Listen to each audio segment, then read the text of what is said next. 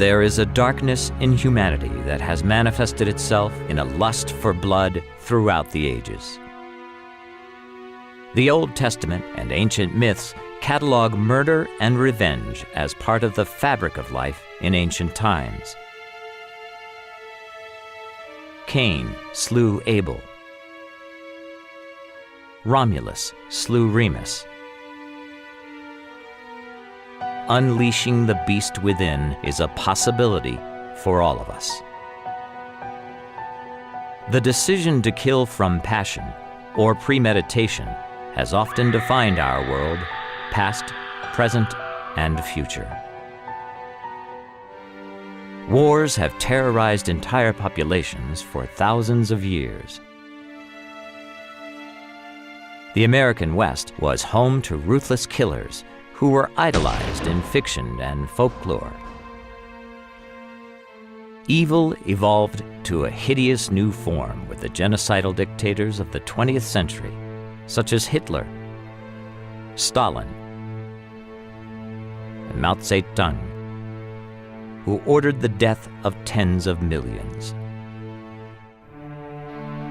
But in the middle of the 20th century, a new and chilling phenomenon emerged in post-war Western society: the serial killer.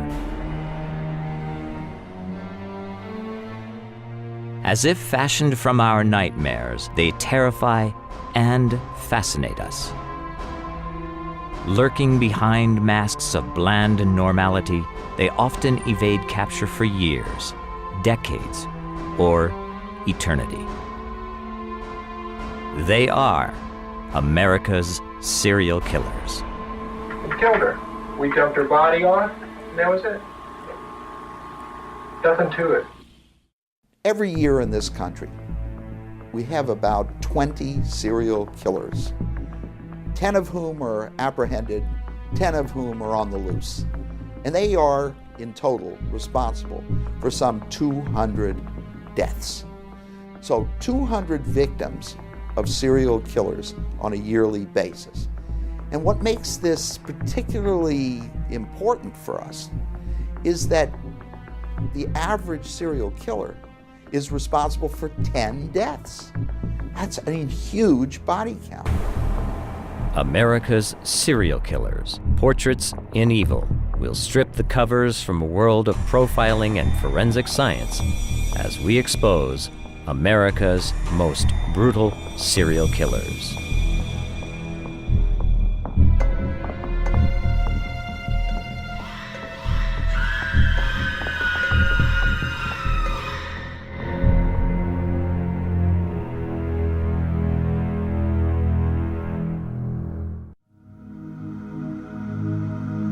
Catching serial killers has proven to be one of the most difficult tasks facing law enforcement.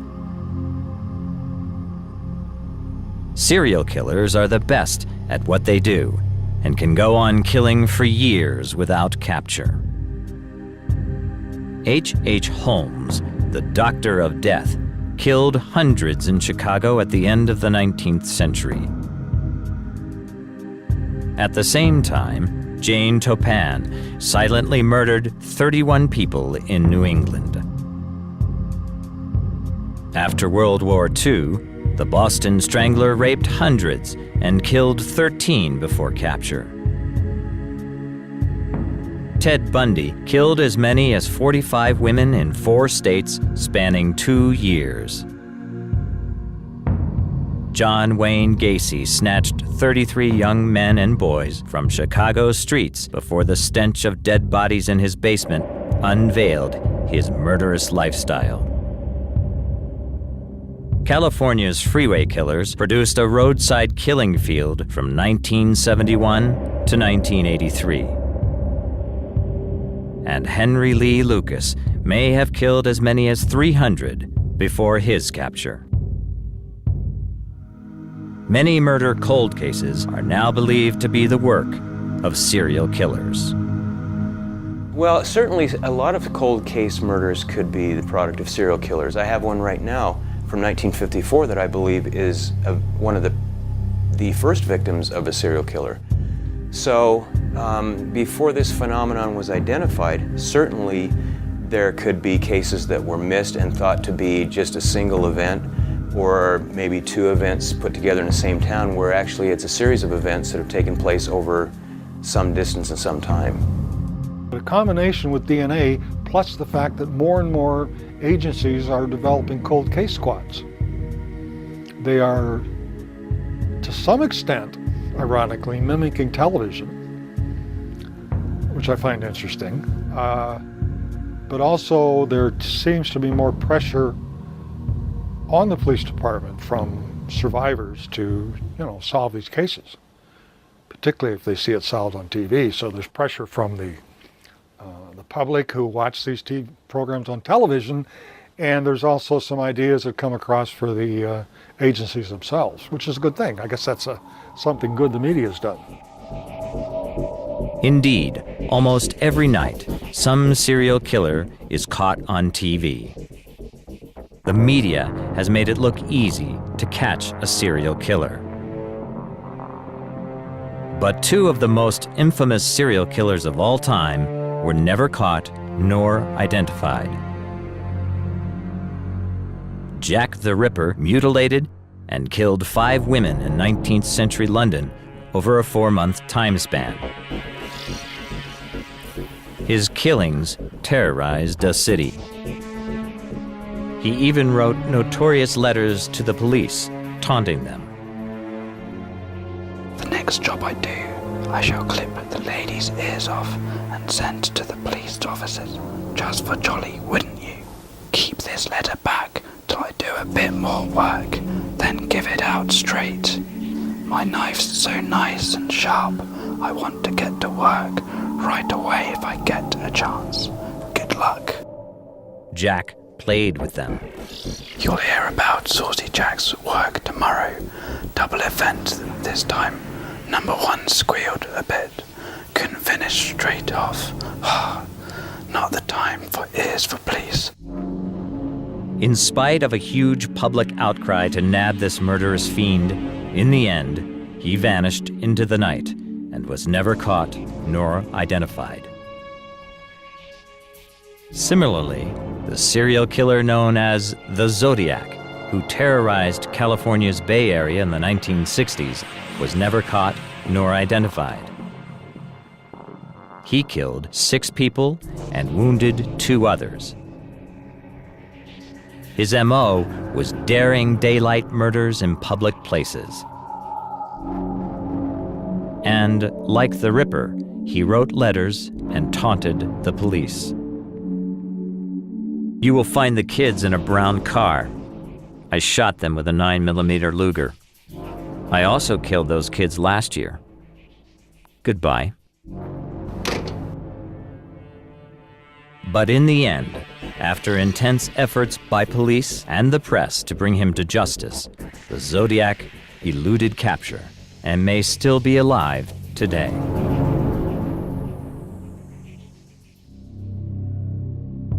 Another serial murderer that many thought would forever elude capture was the killer known as BTK. BTK stood for Bind, Torture, and Kill. It was the AKA for a serial killer who murdered 10 victims between 1974 and 1991 in Wichita, Kansas, and then suddenly stopped.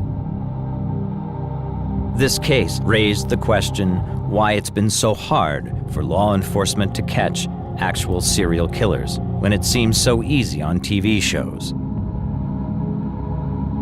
The reasons will surprise and startle you. The 1991 movie, The Silence of the Lambs, made a star out of a sadistic but brilliant serial killer named Hannibal Lecter, the much-admired anti-hero of crime. But in reality, serial killers are anything but anti-heroes.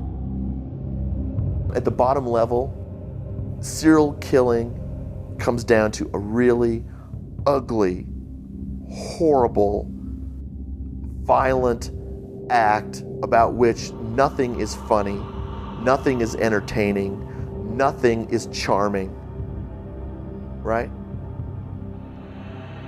And it is a testament to the writers who created him and the actor who portrayed him that Hannibal Lecter pulls it off so incredibly successfully. But I think that, you know, I'm sanguine about Hannibal Lecter. I think he's a great character. I don't feel a sense of anger that a serial killer is portrayed in some sort of way, because I think really we all understand. You know, when you watch when you watch Wile E. Coyote getting blown up, you know, an actual coyote isn't being injured, right? Okay, we understand that Hannibal Lecter is a character who has been created to play with our emotions and our intellect and our sense of humor, and he does it in an incredibly great way. But I think we all understand that the reality that underlies that is that serial murder isn't any of those things that he represents. In fact, serial killers not only cause incomparable suffering and terror for their victims, torturing them and cutting their lives short, but they also produce long-term pain and grief for the friends and relatives of the victims. I think it's unfortunate that the sensationalistic nature of murder sometimes shifts our attention to the perpetrator. We become preoccupied with the heinous details of the crime and sometimes forget that there are lots of ripples in that pond. Perhaps some of it is the victim is dead. But I know from years of experience that there are many victims beyond the deceased. I meet with the surviving spouse, the surviving children, the surviving parents. Those are anguished discussions. This anguish is not felt by the serial killer for his victims.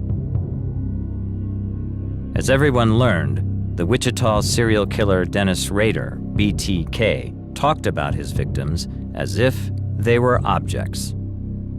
And I don't think it was actually the person that I was after, I think it was the dream. I know that's not really nice to say about a person, but they were basically an object. They were just an object, that's how it worked. Dennis Rader was not a brilliant serial killer. He was just good at killing. One of the reasons serial killers are hard to catch is that they are good at what they do.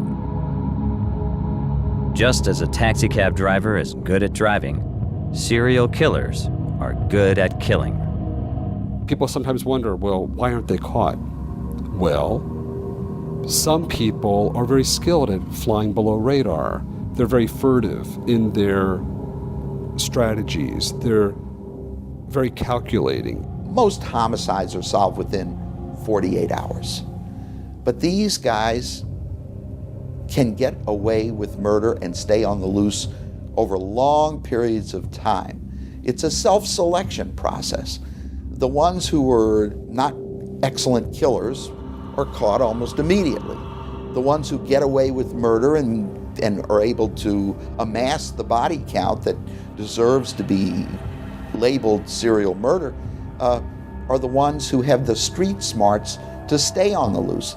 And of course, another way to think about this, in terms of prison versus outside, it's the less intelligent or dumb prisoners that are in prison. It's the smart ones who never get there because they never get caught.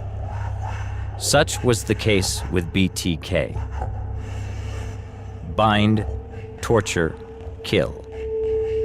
The signature of the BTK killer, Dennis Lynn Rader.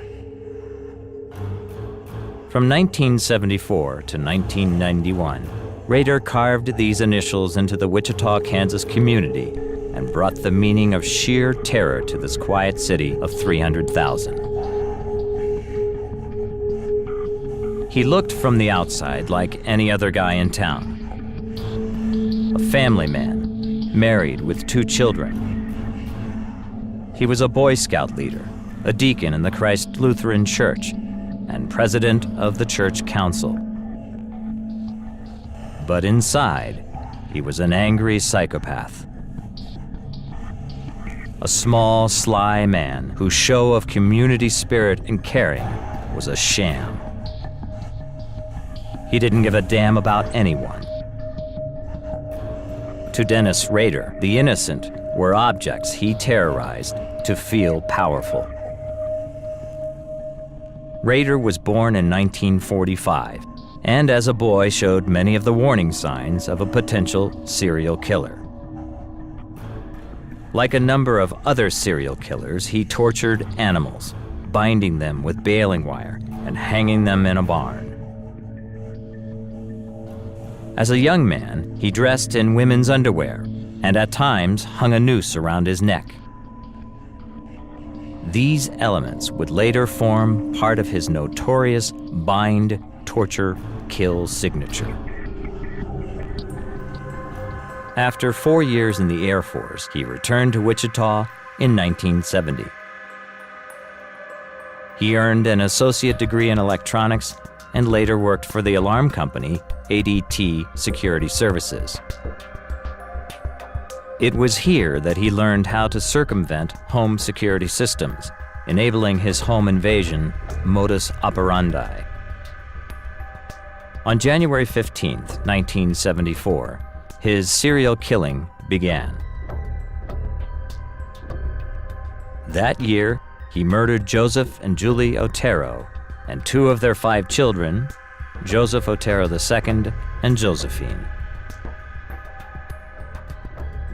BTK broke into their home with what he called his hit kit: plastic bags, rope, tape, knife,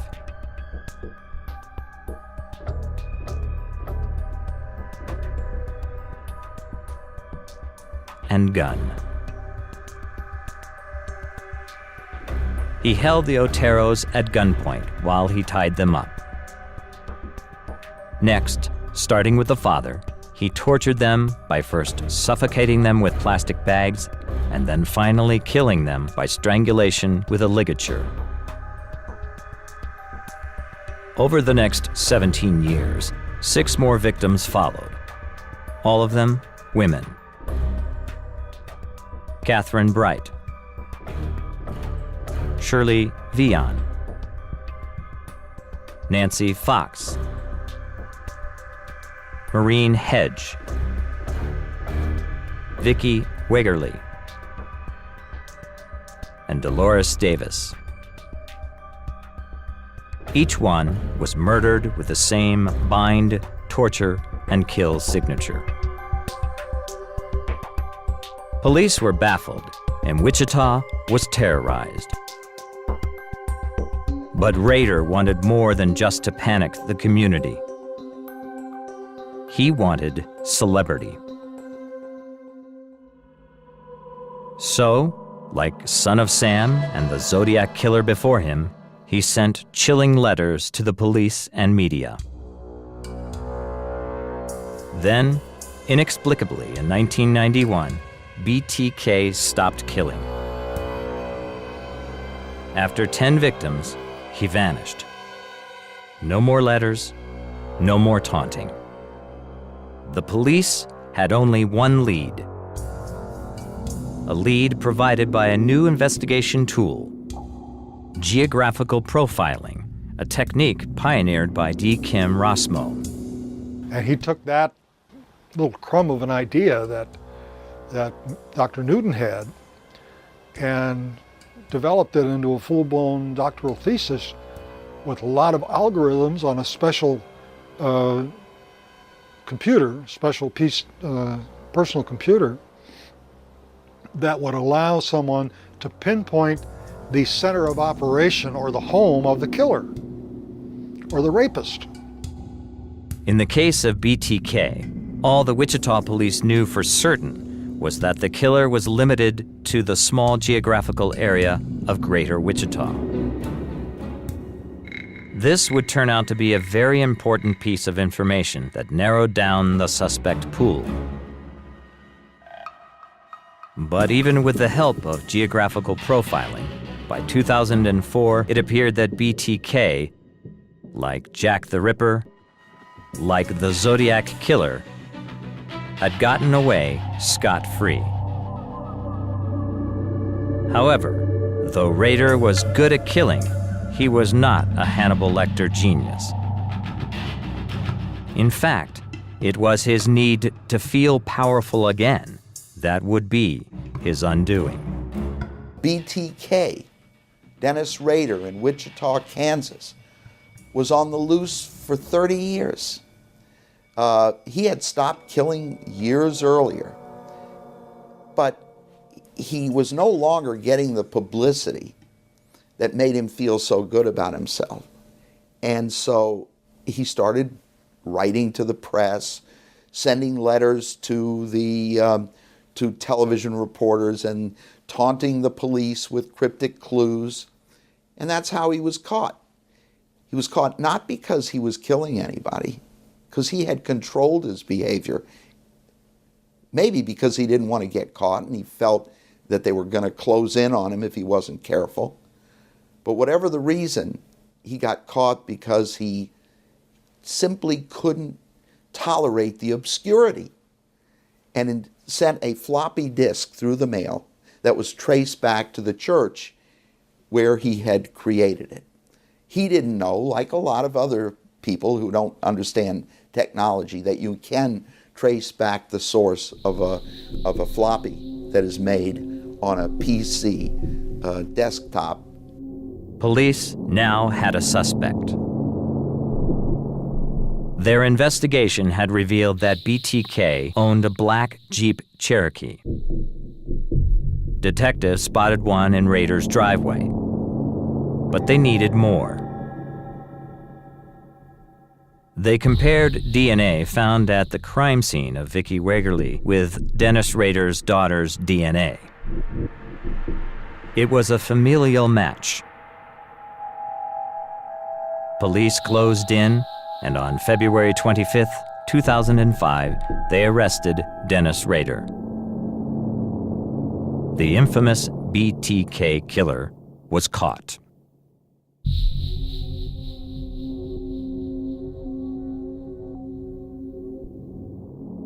But the main reason many serial killers are not caught is that they choose victims from the fringes of society. Victims that will not be missed or cared about. I wanted to kill as many women I thought were prostitutes as I possibly could. These are the words of Gary Ridgway, also known as the Green River Killer. It's a case that highlights the second reason serial killers are so hard to catch. Serial killers kill people they don't know. For them, killing is the primary object. Unlike murders committed during the execution of a crime, such as a robbery or a drug deal, or murders of revenge or punishment, as in a mob hit, or murders that are crimes of passion. For serial killers, their murders stand alone. In this sense, anybody will do. That's what makes the serial killer so frightening. Anybody could be their next victim. Son of Sam shot and killed 6 strangers. The Boston Strangler murdered 13 women in the 1960s. And Ted Bundy brutally bludgeoned to death at least 45 women. Women he didn't know until the day of their death. All of these killers didn't know any of their victims. This makes them particularly hard to catch, as there is no relationship between a serial killer and his or her targets. Nothing to tie them together. In the cases of these well-known serial killers, the victims were ordinary people. You know, you look at serial killers who did not kill prostitutes or people on the fringes of society. Those cases got a lot of attention and very quickly. You look at Ramirez and what he did. There was a killer who operated out of San Francisco who murdered people on the trails of Mount Tamalpais. Here's another guy. These were, fairly well-off white people. There was a hue and cry immediately about capturing this guy. But many serial killers choose victims that are known in criminology as the quote-unquote less dead. Male and female prostitutes, teenage runaways, the lone hitchhiker. It goes back to my concept of the less dead, because if you're blowing people off, if you're considering them throwaways, as a police department, and that's not necessarily the police department's fault, because the public feels the same way. And they don't put enough pressure on the police to deal with these kinds of cases.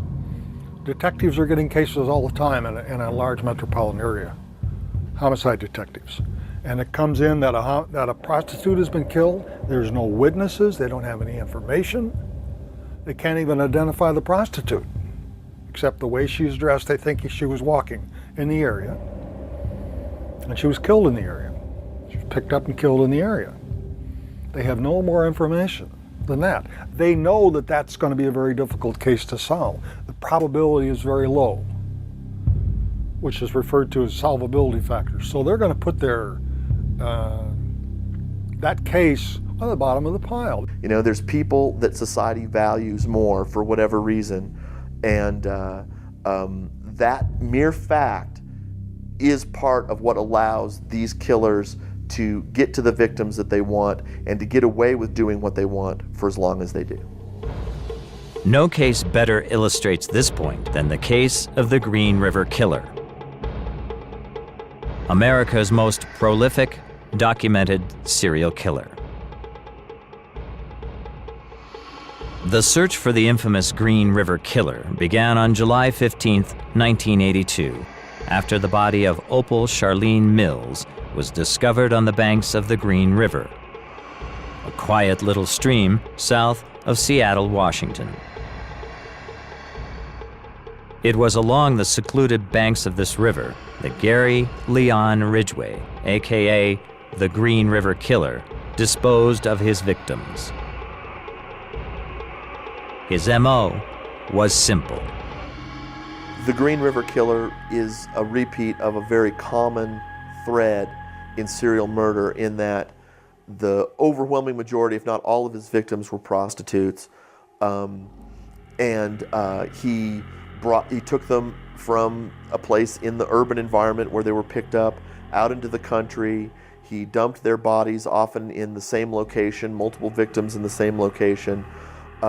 Because of, he evaded forensic, any discovery of forensic evidence by, depositing the bodies in places where they weren't immediately discovered, where time would allow, animal depredation and the decomposition of the victim, or he put them in water so that, potential evidence could be washed away.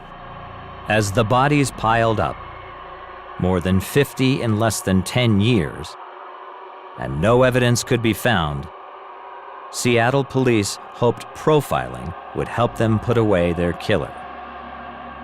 Profile's a tool. What the public doesn't understand is a profile provides a tool to narrow the possible group of suspects. Because frequently in a serial murder investigation, who are your suspects? Everyone. If you can look at a crime scene, look at the victim, look at all the information the police have gathered, and come up with a type of person you think may have committed this crime, which is really what a profile is, then you have narrowed their group of suspects to a manageable number as opposed to everyone. The FBI originated profiling and touted it as a breakthrough science to stop serial killers. On the outside, it looked like a brilliant idea. But it had flaws. Part of the last resort approach that the FBI takes is to use profiling. And I think you have to keep in mind when you evaluate behavioral profiling that it is often used as a last resort in the most difficult cases of all. But it doesn't always work. Sometimes it does, but sometimes it leads to irrelevant information, and it can even mislead. The profile of the Green River Killer, although fairly general, I think was of some assistance to the police in the Pacific Northwest that worked that case for years. But as to a profile really narrowing it down, I can't really think of any, to be honest with you. A profile's a tool. So profiling is not the wonder tool as portrayed on television. Indeed, some criminologists believe the FBI used it merely as a means to increase their budget. The real advances in serial killer capture turn out to be meticulous crime scene investigation and advances in forensic science, particularly the use of DNA. The changes that I've seen in forensic science are absolutely astounding. Back in the day, we used to collect blood at a scene and hopefully be able to type it and maybe come up with the killer's blood type, but it didn't really tell us who the killer was. We had something to match it to and it would be consistent with, but it wouldn't necessarily tell us who the killer was. Or you would have saliva or other bodily fluids left at a scene where you could determine if that person was a secretor or a non-secretor. Again, you can eliminate about a third of the population, but it still doesn't tell you who your suspect is.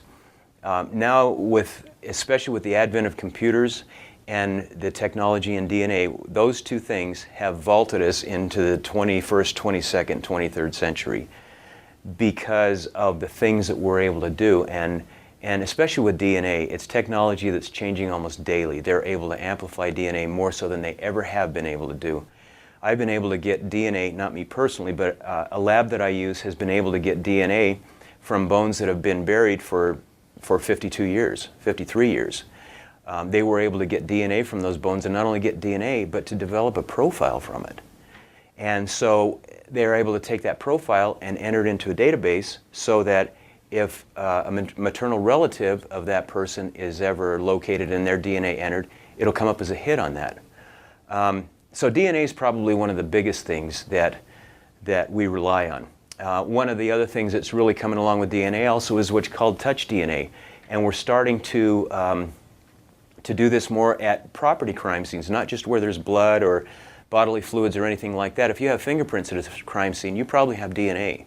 And so you can take a photograph of that fingerprint and then swab that fingerprint and submit that to the lab and develop a DNA profile just from that fingerprint. In many ways, the future started with the Green River Killer case. DNA evidence proved the Seattle police case against Gary Leon Ridgway, the man they had for years suspected but could not nail for the murders. Well, signature in the Green River case was not really as important as DNA. As it turned out, as some suspected, including the profiler, Ridgway returned to his crime scenes fairly often, and in most instances had sex with corpses. In other words, he was a necrophiliac, and almost all of his victims. The final reason serial killers elude capture for so long is called linkage blindness. It is a little-known fact that America has the most complex and decentralized law enforcement jurisdiction system in the world. And these separate jurisdictions are often reluctant to share information.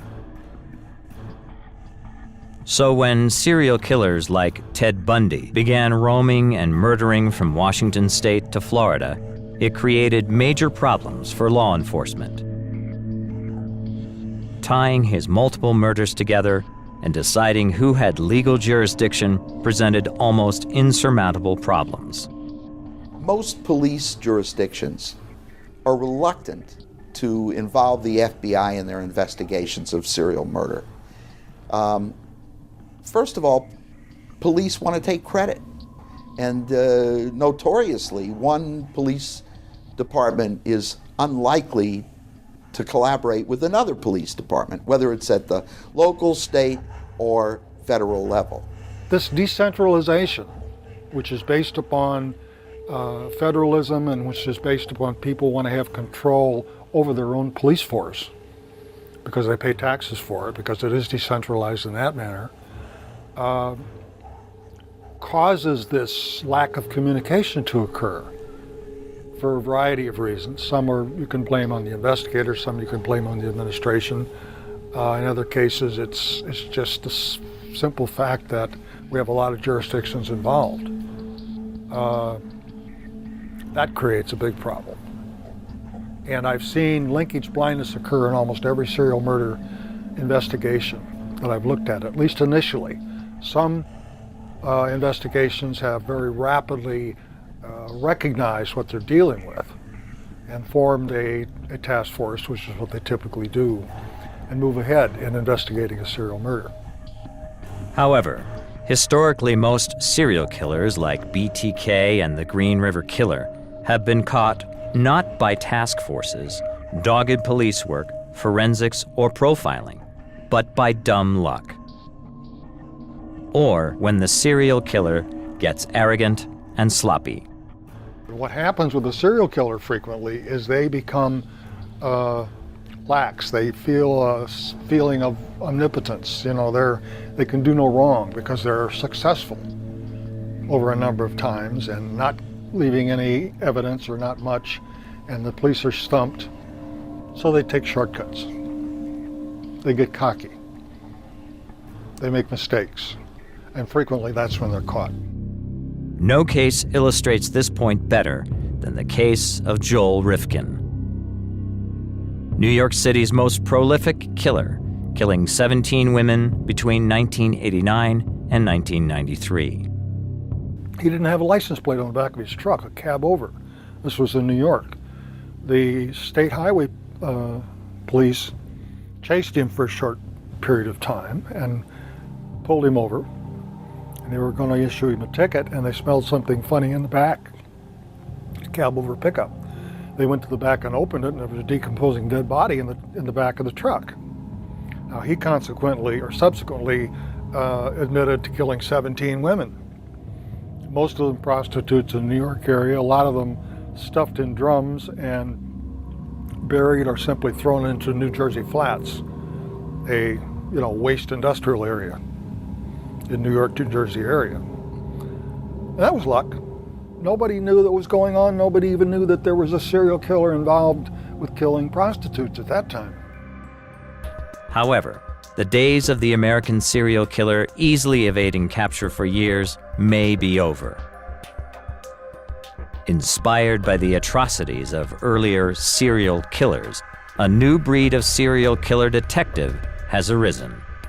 Well, I grew up in the San Francisco Bay Area in the 1960s and early 70s, and that was the heyday of the Zodiac Killer. And I was always fascinated with what he did, because obviously it was in the newspaper weekly or bi-weekly, and he was constantly challenging the detectives. Dave Toschi was one of them, and he constantly challenged them in the newspapers. And I just thought that line of work, to try and track somebody like that and find him, would be absolutely fascinating. And additionally, I wanted to be a policeman since I was really little.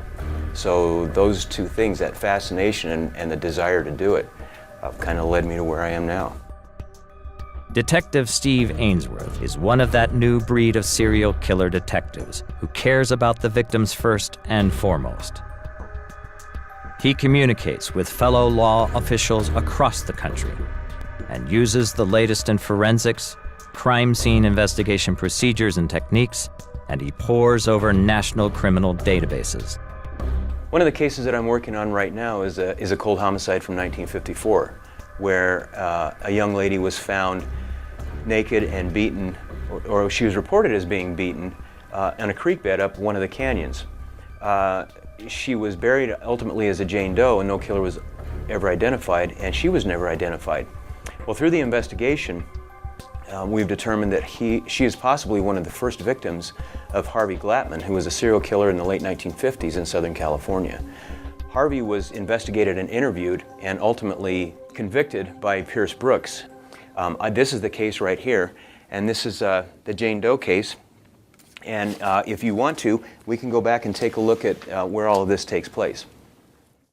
Harvey Glattman was executed in 1959.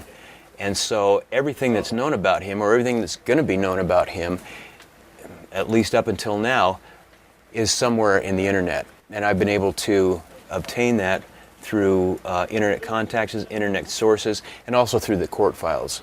Almost all of that was available on here. There's another resource that we use called LEO Online. It's basically Law Enforcement Officer Online. And you can access not only different databases through that, but you can actually talk to homicide investigators throughout the country and really throughout the world as far as what your MO is, if you have the signature, if you have something that you haven't seen before. Like frequently we'll see people that will send out a photograph of a tattoo or a photograph of a tagging or something like that and say, does anybody know what this is, or does anybody know what this means? So between those two things that we talked about before, the computer and DNA, it's rocketed us into the 22nd century. And what about Detective Ainsworth's cold case? Potentially involving America's first signature serial killer, Harvey Glattman. Should his body count go up by 1? Was it Glattman that killed her? Basically, judging from the interviews that were done with him, judging from his MO and from his signature and the way our victim was found, I believe very strongly that it was Harvey Glattman. I'm more confident of who the killer is than actually of who the victim is, because we still don't know who she is at this point. So many lost souls whose friends and families will never have closure. So many cold cases. So many victims of serial killers unknown and cases unsolved.